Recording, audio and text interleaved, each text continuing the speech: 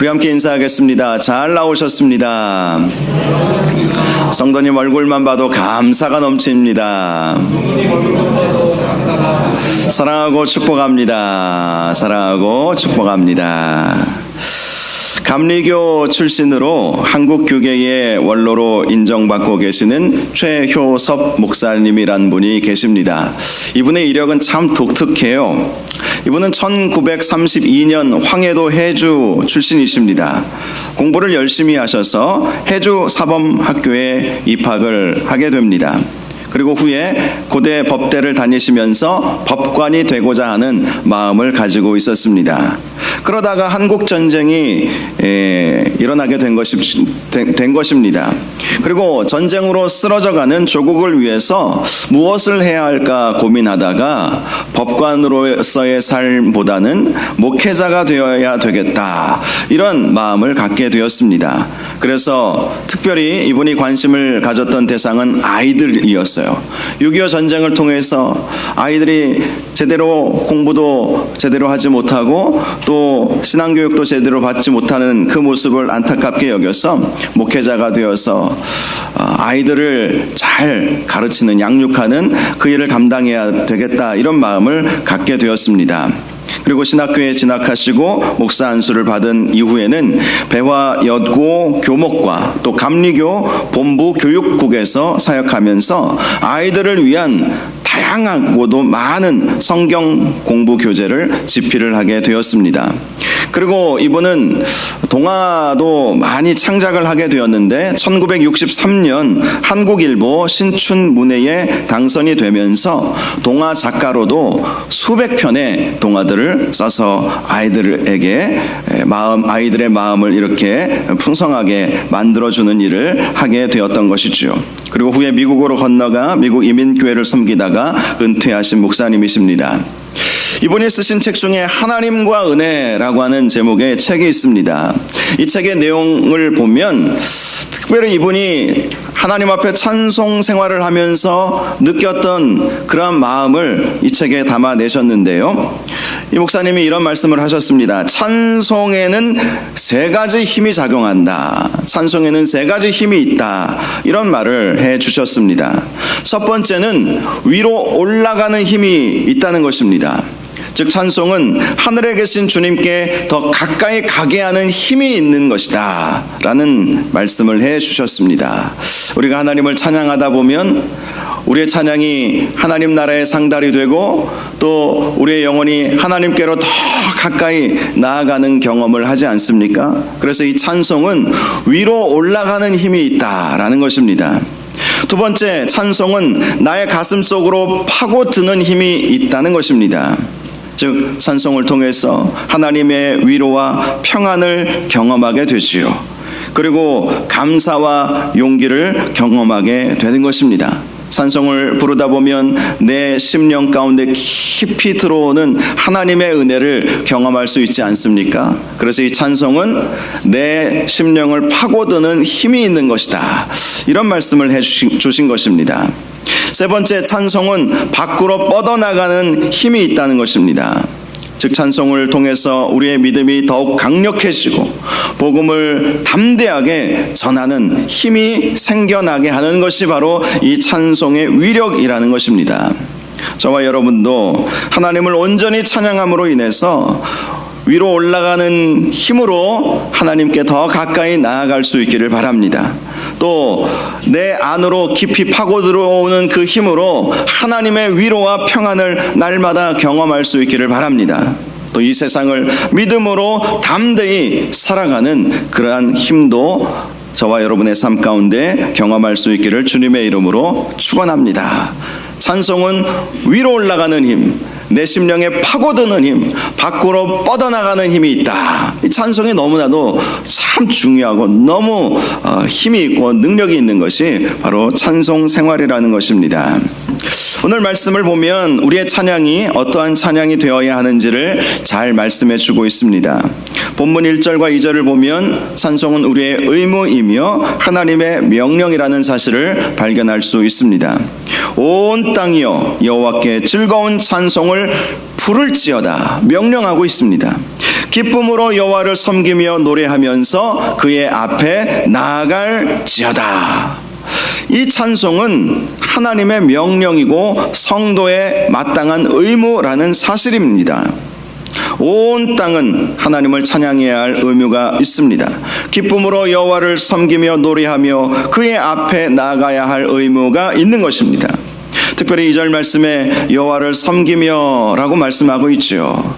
여호와를 섬긴다는 것이 무엇으로 섬긴다는 것을 말하는 것이겠습니까? 찬송으로 섬기는 거예요. 천국에 가서 우리가 해야 할 일이 있다면 찬송하는 거죠. 요한계시록 말씀을 보면 잘 알 수 있습니다. 하늘 보좌 앞에서 우리가 하나님을 찬양하는 것이 우리가 하나님을 섬기는 유일한 일이라는 사실을 요한계시록 말씀을 통해서 발견할 수가 있는 것이죠. 그러므로 우리가 하나님을 섬긴다라고 하는 것은 하나님을 온전히 높여드리며 찬양하는 것임을 항상 여러분들 기억하셔서 찬송을 통해서 하나님을 잘 섬기시기를 주님의 이름으로 축복합니다. 찬송이야말로 하나님을 가장 잘 섬기는 일이다. 이 사실만 우리가 잊지 않고 산다면 우리는 하나님의 크신 은혜와 복을 받을 수 있게 될 것입니다. 3절을 보면 여호와가 우리 하나님이신 줄 너희는 알지어다. 그는 우리를 지으신 이요 우리는 그의 것이니 그의 백성이요 그의 기르시는 양이로다 라고 말씀하고 있습니다. 우리가 하나님을 찬송해야 할 이유에 대해서 말씀해 주고 있는 것입니다. 우리가 하나님을 왜 찬송하며 살아야 하는가? 그것은 우리는 하나님의 피조물이며 하나님의 백성이고 하나님이 기르시는 양이기 때문이라는 것입니다. 이사야서 43장 21절을 보면 이 백성은 내가 나를 위하여 지었나니 나를 찬송하게 하려 함이라 라고 말씀을 하고 있습니다. 하나님께서 우리를 지으신 목적이 있는데 그것은 우리가 하나님을 찬송하도록 하기 위해서 하나님께서 우리를 지으셨다는 것이죠. 그러므로 찬송이야말로 우리 성도의 마땅한 의무라는 사실을 알 수가 있는 것입니다. 4절을 보면 우리가 하나님을 어떻게 찬양해야 하는지 말씀해 주고 있습니다. 감사함으로 그의 문에 들어가며 찬송함으로 그의 궁정에 들어가서 그에게 감사하며 그의 이름을 송축할지어다. 하나님 앞에 우리가 어떤 찬양을 드려야 하느냐? 바로 감사함으로 찬송해야 한다는 것입니다. 우리를 구원하여 주신 하나님의 은혜에 감사하고 또 지금까지 지켜주신 하나님, 앞으로도 지켜주실 하나님께 감사하는 마음으로 하나님께 찬송을 올려드려야 한다는 것입니다. 이러한 감사는요, 우리의 영혼을 밝게 하는 그러한 은혜가 있는 것입니다. 감사하며 하나님을 찬양할 때 우리를 사로잡고 있는 흑암의 권세가 물러가고 하나님의 영원한 그 빛이 우리에게 비추이게 되는 것이죠. 미국에서 중국으로 파송한 헨리 프로스트라는 선교사님이 계셨습니다. 그분이 중국에서 사역하다가 고향에서 어떤 충격적인 소식을 접하게 되었습니다. 그리고 그때의 심정을 그의 일기장에 이렇게 기록해 두었습니다. 내 영혼은 검은 그림자가 드리워졌고 아무리 기도해도 그 흑암의 그림자는 거두어지지 않았다. 마음이 슬프고 우울하고 고통스럽다. 그 선교사님이 열심히 중국에서 사역을 했지만 사역하면서 많은 어려움들을 겪으면서 특별히 본국에서 어떤 소식이었는지는 모르지만 충격적이고 어떤 슬픈 소식을 접하면서 깊은 절망 가운데 빠지게 되었던 것이지요. 결국 선교사님은 그러한 고통스러운 마음을 견디기가 어려워서 잠시 미국으로 본국으로 돌아오게 되었습니다. 그리고 선교 보고를 하기 위해서 선교 본부로 들어가게 되었는데 그 선교 본부 벽에 이런 글이 쓰여져 있는 것을 본 것입니다. Try Thanksgiving. Try Thanksgiving. Thanksgiving은 이게 감사를 의미하는 것이죠. Try는 해보라는 거예요. 감사를 해보라. 그 글귀가 눈에 들어온 것입니다. 선교사님은 그 Try Thanksgiving이라고 하는 그 단어가 하나님께서 자신에게 주시는 음성으로 받아들이게 되었습니다. 그리고 그날부터 그래 감사를 해보자, 감사를 시작해보자 이런 마음이 들면서 하나하나 내가 감사해야 할 것들이 무엇이 있는가 하나하나 글을 써 내려가게 되었다고 합니다. 그렇게 하나하나 감사의 조건들을 찾다 보니까 자신을 억누르고 있는 흑암의 권세들이 물러가는 것을 느끼기 시작했습니다. 그래서 다시 자신의 마음을 일기장에 이렇게 썼습니다. 내가 하나님께 감사드리기 시작하자 내 영혼에 빛이 비추이기 시작했다. 그렇습니다. 감사하면 나를 절망하게 만들고 나를 우울하게 만들고 나를 힘들게 만드는 모든 그러한 어둠의 권세는 다 물러가게 되고 하나님의 거룩한 빛이 비추어지게 되는 것입니다. 그러니 감사만 우리가 잘해도 우리가 이 세상을 하나님의 은혜로 살아갈 수 있게 되는 것입니다. 그래서 시인은 우리에게 감사함으로 그의 문에 들어가며 찬송함으로 그의 궁정에 들어가라 그렇게 말씀을 하고 있는 것입니다. 특별히 4절 말씀에서 우리가 찬양해야 할 곳이 어디인지를 말씀해 주고 있죠. 그의 궁정에서 하나님을 찬양하라 라는 것입니다. 궁정은 성전을 말합니다. 물론 우리의 찬양은 가정에서도 또 길거리에서도 때로는 차 안에서도 하나님을 찬양할 수 있어야 할 것입니다. 그럼에도 불구하고 시인은 그의 궁정, 하나님의 궁정, 성전에서 하나님을 찬양하라고 말씀한 것입니다. 이스라엘 백성에게 있어서 성전은 하나님을 예배하는 곳이고 또 하나님의 임재가 있는 곳을 의미했습니다.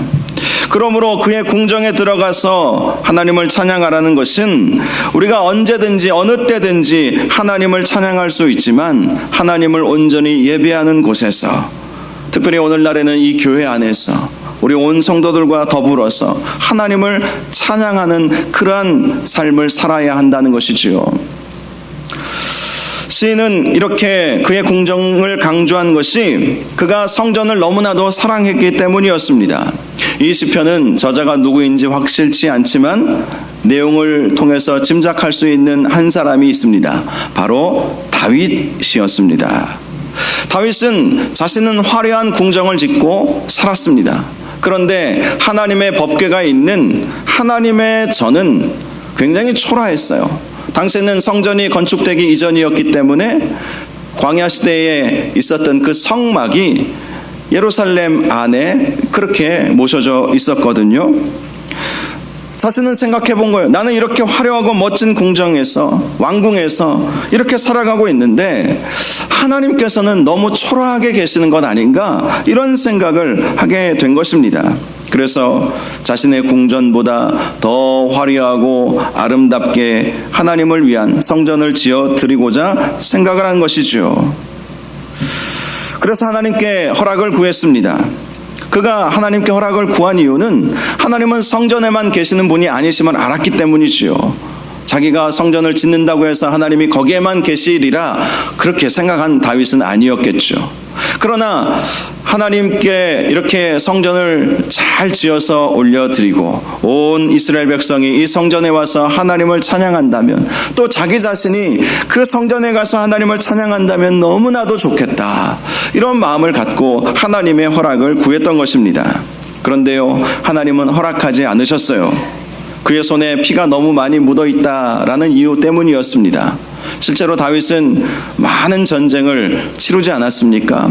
그래서 하나님은 그에게 성전 건축을 허락하지 않으셨던 것입니다. 하지만 성전 건축에 열망을 가진 다윗은 포기하지 않았습니다. 비록 자신의 손에 피가 많이 묻어서 성전을 짓지 못한다 할지라도 자신의 아들 솔로몬을 통해서 성전을 지을 수 있도록 모든 필요한 것들을 미리 다 준비해 놓았던 것입니다. 실질적으로 솔로몬이 성전을 지었지만 그러나 모든 것은 다윗이 다 준비해 주었기에 솔로몬이 성전을 지을 수 있었던 것이죠. 다윗이 이처럼 성전을 짓고자 했던 것은 그 하나님이 계신 그 궁정에서 하나님을 찬양하기 원했기 때문이었던 것입니다. 그 궁정에서 하나님이 임재하시는 그 예배의 자리에서, 그 제사의 자리에서 하나님을 온전히 찬양하고자 하는 그 마음의 열망이 그에게 있었기 때문이었던 것입니다. 성전은 오늘날로 말하면 교회라고 말할 수도 있지요. 성경은 교회에 대해서 참으로 다양한 이미지를 통해서 설명해 주고 있습니다. 먼저는 교회는 예수님의 몸이라고 말씀해 주고 있습니다. 예수님의 몸이 바로 교회인 것이죠. 건물이 교회가 아닙니다. 예수님의 몸이 교회라는 것입니다. 예수님은 교회의 머리가 되시고 예수님의 몸이 바로 교회인 것입니다. 그러므로 교회는 세상에 보여지는 예수님이죠. 세상에 예수님을 어떻게 보여줄 수 있습니까? 교회를 통해서 보여줄 수 있어요.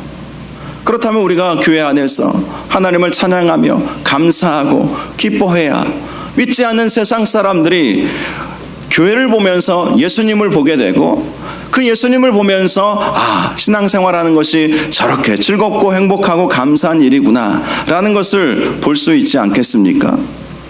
그러므로 우리가 교회에 와서 하나님을 감사함으로 기쁨으로 찬양할 때에 우리의 그 찬양을 통해서 예수님을 증거할 수 있다는 사실을 꼭 기억해야 할 것입니다. 또 교회는 예수님의 신부입니다. 예수님의 신부. 예수님은 교회의 남편이 되어 주시는 것이죠. 에베소서 말씀을 보면 예수님은 자신의 아내인 교회를 위해서 자신의 몸을 내어주실 만큼 사랑하셨다라고 말씀을 하고 있습니다. 그래서 교회는 남편이신 예수님께 순종하고 복종해야 한다라는 말씀을 해 주었던 것입니다. 그러므로 교회는 예수님의 거룩한 신부라는 사실을 항상 기억해야 합니다. 항상 정결해야 하고 거룩한 모습을 가져야 하는 것입니다. 오직 신랑 되시는 예수님만을 섬기고 예수님만을 바라보는 삶을 살아야 하는 것입니다. 오직 예수님만을 높여드리고 예수님만을 찬양하는 것이 교회의 모습이어야 하는 것입니다. 더 나아가 교회는 성도들을 양육하는 어머니와 같다라고 말씀을 하고 있습니다. 양육하는 어머니. 요한계시록 말씀과 같이 교회는 해산의 수고를 통해서 성도를 출산하지요. 실제로 한 사람의 성도가 태어나기 위해서 교회는 해산의 고통을 감수해야 합니다. 그리고 목숨 걸고 용과 같은 사탄의 방해를 뚫고 광야로 가서 불편을 감수하면서 사랑으로 자녀들을 양육하고 보호하지요. 한 사람의 성도가 만들어지기까지 얼마나 많은 수고와 헌신이 교회 안에서 있게 되는지를 말씀해 주는 것입니다. 저도 지금의 제가 있게 된 것은 저의 인생에서 저를 위해서 수고를 마다하지 않은 많은 분들의 섬김과 수고가 있었기 때문이었습니다. 한마디로 교회가 저를 이렇게 이 자리까지 오게 한 것이죠. 저만 그렇겠습니까? 여러분들이 지금 이 자리에 앉아서 하나님 앞에 감사의 예배를 드릴 수 있게 된 것은 수많은 성도들이 함께 격려하고 위로하고 기도해 주었기 때문에 한 사람의 신앙인이 이렇게 설 수 있게 된 것이죠. 그래서 교회를 가리켜서 어머니와 같다라고 말씀을 하는 것입니다. 우리가 육신의 어머니를 향해서도 존경하고 존중하고 사랑하듯이 교회도 바로 그렇게 존경하고 존중하고 사랑해야 한다는 것이죠. 교회는 함부로 버리는 곳이 아니죠. 교회는 정말로 사랑해야 하는 곳입니다. 예수님의 신부이고 또 하나님의 백성들이 모여있는 곳이고 또 우리 교회는 정말 하나님께서 기뻐하시는 성도들이 모여있는 곳이고 어머니와 같이 정말 헌신적으로 성도들을 양육하는 곳이 바로 교회이기 때문인 것입니다. 그래요. 다윗이 그의 궁정에서 하나님을 찬양하기를 원했던 것은 오늘날로 말하면 교회를 너무나도 사랑했기 때문이었습니다. 교회를 너무나도 사랑했기에 교회에 와서 하나님을 찬양하고 하나님을 예배하고 하나님 때문에 기뻐하는 그런 삶을 살기를 원했던 것입니다. 저와 여러분이 바로 교회 안에서 하나님을 더욱더 찬양하시고 예배하시고 하나님을 기뻐하시고 하나님께 영광 올려드릴 수 있는 은혜가 있기를 주님의 이름으로 축원합니다. 교회 생활이 바로 신앙생활이죠. 교회 생활을 잘하면 우리의 믿음 생활이 아주 풍성해집니다.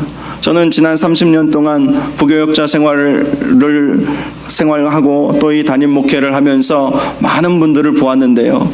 결국은 교회 생활을 열심히 잘하시는 분들이 정말 믿음도 좋아지고 또 그 어떠한 풍파도 이겨내고 담대하게 살아가는 모습을 제가 많이 보았습니다. 교회가 우리 신앙의 중심이기 때문인 것이죠. 특별히 5절 말씀을 보면 우리가 하나님께 나아가 감사함으로 하나님을 찬송할 때 오게 되는 은혜가 무엇인지 말씀해 주고 있습니다.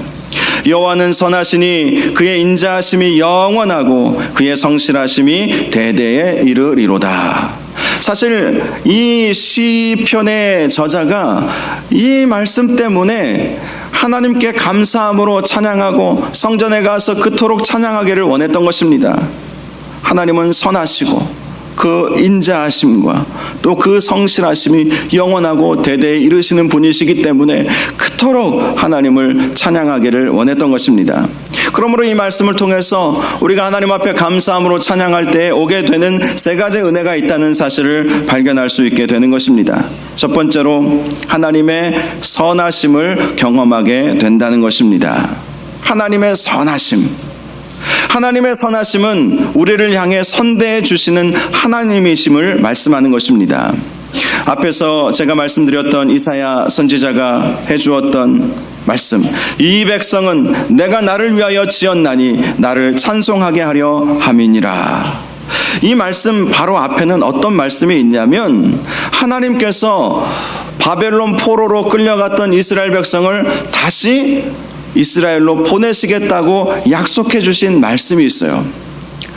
다시 이스라엘로 예루살렘으로 보내서 나를 찬송하게 할 것이다.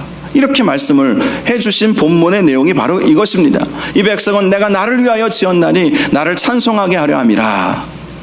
그러니 바벨론 포로로 끌려갔던 이들을 다시 그 바벨론 포로 생활에서 그들을 다시 예루살렘으로 보내서 예루살렘 성전에서 하나님을 찬송하게 하겠다는 것이죠. 그런데요, 하나님께서 이제 70년간 바벨론 포로 생활을 했던 그들이 다시 예루살렘으로 돌아가려면 적어도 6개월은 걸어서 가야 되는데 그 길이 쉽겠습니까? 그때 하나님께서 약속해 주신 말씀이 있습니다. 보라, 내가 새 일을 행하리니 이제 나타낼 것이라. 너희가 그것을 알지 못하느냐? 내가 반드시 광야의 길을 사막의 강을 내리니. 이런 약속을 해주신 거예요. 너희가 비록 광야를 지나서 예루살렘으로 가는 그 길이 멀고 험하다 할지라도 내가 새 일을 나타낼 것이다. 너희가 가는 그 광야에 길을 만들어 줄 것이다. 찬양하러 가는 그 길에 그 길목에 길을 만들어주고 사막을 만나게 되면 강을 만들어서라도 너희가 안전하게 나를 찬송할 수 있는 그 길로 가도록 만들어 주신다는 것이었습니다. 그뿐만이 아니었습니다. 바다 가운데 길을 낼 것이다. 큰 물 가운데 지름길을 낼 것이다. 이렇게 약속을 해주신 거예요. 여러분, 우리가 감사함으로 하나님께 찬양하려는 마음만 가져도 하나님은 우리 인생의 사막에서 강을 내신다는 거예요. 광야에서 길을, 사막에서 강을, 바다에서 길을, 큰 물에서 지름길을 내신다. 그 길이 어느 길입니까? 찬양하러 가는 길이에요. 이 백성은 나를 찬양하기 위해 내가 지었으니까 너희들이 바벨론에 그대로 머물지 아니하고 예루살렘으로 내가 가게 할 거야. 그런데 너희들이 나를 찬양하기 위해서 예루살렘으로 가는 그 길 가운데 너희들이 광야를 만나도 걱정하지 마. 내가 길을 만들어 줄게. 너희들이 사막을 만나도 걱정하지 마. 내가 강을 만들어 줄게. 너희들이 나를 찬양하기 위해서 그 길을 떠나기만 한다면 바다 가운데에도 내가 길을 낼 거야. 큰 물 가운데에서도 오히려 내가 지름길을 낼 거야. 하나님이 그렇게 약속을 해주신 거예요. 우리 하나님은 선하신 하나님이십니다. 찬송만 제대로 하려 해도, 감사함으로 하나님을 찬양하려고만 해도, 그 마음만 우리가 가져도 하나님께서는 그 모든 방해, 역경, 그 모든 것들을 다 해결해 주신다고 약속해 주신 것입니다. 그러므로 감사함으로 하나님을 찬양하는 것이 얼마나 놀라운 능력으로 나타나게 되는 것입니까? 두 번째, 우리가 감사함으로 하나님께 나아가 찬양하게 되면 하나님의 인자하심의 은혜를 얻게 됩니다. 그의 인자하심이 영원하며 라고 말씀하고 있지 않습니까? 하나님의 인자하심은 하나님의 긍휼을 말하는 것이죠. 다른 말로 용서를 의미하는 것입니다. 우리는 종종 하나님의 전능하심을 말하곤 합니다. 물론 우리 하나님은 전능하신 하나님이십니다. 그런데 그 전능하신 하나님께서 인자하심이 없으시다면 어떻게 되겠습니까? 하나님의 그 전능하심만 있다면, 여러분, 이 세상에 의인은 하나도 없습니다. 죄인이에요. 우리는 다 죄인입니다. 죄의 결과는 사망이라고 분명히 말씀했습니다. 그러므로 하나님의 그 전능하심만 있다면 우리는 숨을 곳이 어디에도 없어요. 우리가 바위 틈에 숨을 수 있겠습니까? 어디 깊은 구덩이에 숨을 수 있겠습니까? 하나님은 전능하심으로 다 찾아내시는 거예요. 다 찾아내셔서 그 하나님의 전능하심으로 심판하신다면 우리가 나만 할 수 있겠습니까? 그런데 우리 하나님은 긍휼을 베풀어 주시는 하나님이시죠. 전능하시지만 인자하신 하나님이시라는 것입니다. 바로 그러한 하나님의 인자하심 때문에 죄로 인하여 죽을 수밖에 없었던 저와 여러분들이 하나님의 자녀가 된 것 아니겠습니까? 하나님과 원수 되었던 저와 여러분이 하나님의 자녀가 된 거예요. 지난번에 손양원 목사님의 두 아들을 죽였던 안재선 씨의 아들 안경선 선교사님 간증 다니엘 기도회를 통해서 함께 들어보지 않았습니까? 원수를 자기 아들 삼는다는 것이 이게 보통 쉬운 일이 아니에요. 누가 그렇게 할 수 있겠습니까? 그런데 우리 하나님은 그렇게 하신 거예요. 원수예요. 저와 여러분들은 죄로 인해서 하나님과 원수가 되었습니다. 그런데 하나님께서 저와 여러분을 하나님의 자녀로 삼아주신 거예요. 왜요? 우리 하나님은 인자하신 분이시기 때문인 것입니다. 그러므로 우리가 감사함으로 하나님을 찬양하게 되면 그 하나님의 인자하심의 은혜가 날마다 우리와 함께하여 주시는 것이죠. 우리가 죄를 지을 때마다 하나님께서 벌하시면 저와 여러분이 만신창이가 될 수밖에 없지 않겠습니까? 우리가 아무리 거룩하게 살려 한다 할지라도 죄짓지 않고 사는 사람들이 세상에 누가 있겠습니까? 하다못해 운전하시는 분들은 교통신호, 원래 노란불에는 멈춰야 되는데 그냥 싹 가잖아요. 가버리잖아요. 제가 어렸을 때, 제가 어린 것이 아니고 우리 아이들 어렸을 때 유치원을 보냈는데 아이들을 태우고 이제 제가 차를 타고 가다가 이 빨간불이 딱 켜져요. 그래서 제가 물어봤어요. 우리 아이에게. 유미야, 빨간불에는 어떻게 해야 되지? 차는 어떻게 해야 되지? 그랬더니 빨간불에는요 차가 이리저리 살펴보고 천천히 가는 거예요. 이렇게 이야기를 하더라고요. 유치원에서 그거를 본 것 같아요. 유치원 교사가 빨간불이면 멈춰야 되는데 아마 사람들이 잘 지나다니지 않은 그러한 건널목이었는지는 모르겠지만 그걸 본 거예요. 빨간불이면 멈춰야 되는데 슬슬 앞뒤 살펴보고 천천히 가는 신호가 빨간불이라는 거예요. 얼마나 황당합니까? 그런데 뭐 그분만 그랬겠습니까? 그 유치원 그 운전기사 선생님만 그랬겠습니까? 우리는 사실 마음속으로도 죄짓고 사는 경우가 얼마나 많이 있는지 몰라요. 그 죄로 인해서 우리는 다 만약에 심판을 받고 그 죄의 형벌을 우리가 받는다고 하면 얼마나 우리가 힘들겠습니까? 그런데 우리가 하나님께 감사함으로 찬양하면 하나님의 인자하심이 우리를 덮어주시는 것이죠. 우리의 허물을 덮어주시는 거예요. 우리가 하나님께 감사함으로 찬양할 때 이러한 하나님의 인자하심의 은혜가 있다는 사실을 우리가 기억해야 하는 것입니다. 세 번째로 우리가 하나님께 감사함으로 찬양하게 되면 하나님의 성실하심을 경험하게 됩니다. 성실이라는 단어의 히브리어는 에무나라고 하는 단어를 씁니다. 이 단어는 견고함, 불변함, 신실함이라는 의미를 가지고 있습니다. 즉 우리 하나님은 그 어떤 것에도 흔들리지 아니하시며 영원 불변하시다는 것입니다. 특별히 이 단어는요, 두 가지 상황 속에서 해석할 수 있는 단어입니다. 그 어떤 상황 속에서도 영원하고 불변하시다. 그런데 어떤 상황이냐면 첫 번째로는 배우자에 대한 정절을 지키는 것으로 이 단어가 쓰여졌습니다. 앞에서 말씀드렸듯이 하나님은 교회와 성도의 남편이 되어주시지 않습니까? 문제는 우리죠. 우리예요. 그런데 하나님은 결코 변함이 없으시고 우리를 책임지신다는 것이죠. 하나님은 자신의 신부인 교회를 위해서 변함없는 사랑을 보여주신다라는 것이 바로 이 성실이라고 하는 단어의 의미라는 것입니다. 또 하나 이 성실이라고 하는 단어는 자녀에 대한 책임감을 의미할 때 이 성실이라고 하는 단어를 썼습니다. 자녀를 책임지시는 아버지의 모습이 바로 이 성실함이라는 거예요. 배우자에 대해서 정절을 지키는 것이 첫 번째 의미라면 자녀에 대한 책임감이 바로 이 성실의 의미라는 것입니다. 사실 예수님의 십자가 사건은 하나님의 성실하심의 결과 아니겠습니까? 하나님께서 우리를 책임지신 사건이에요. 우리가 죄로 인해서 우리가 죽어야 되는데 하나님은 우리를 또 창조하셨잖아요. 우리를 하나님의 자녀 삼아 주셨잖아요. 그래서 하나님께서는 우리를 책임지시기 위해서 당신의 독생자 예수 그리스도를 십자가에 내어주신 거예요. 우리를 살리시기 위해서, 끝까지 우리를 책임지시기 위해서 예수 그리스도께서 십자가에 달려 돌아가신 것입니다. 그러므로 바로 그러한 우리 하나님께 우리는 날마다 감사의 찬양을 올려드려야 하는 것입니다. 사랑하는 저와 성도 여러분, 정말 우리가 하나님을 어떻게 찬양해야 되겠습니까? 감사함으로. 하나님께서 행하신 그 놀라운 일들을 감사함으로, 특별히 우리가 하나님의 자녀 된 것으로 인해서 감사함으로 하나님을 찬양하며 하나님께 영광 올려드리시는 저와 여러분들 되시기를 주님의 이름으로 축복합니다.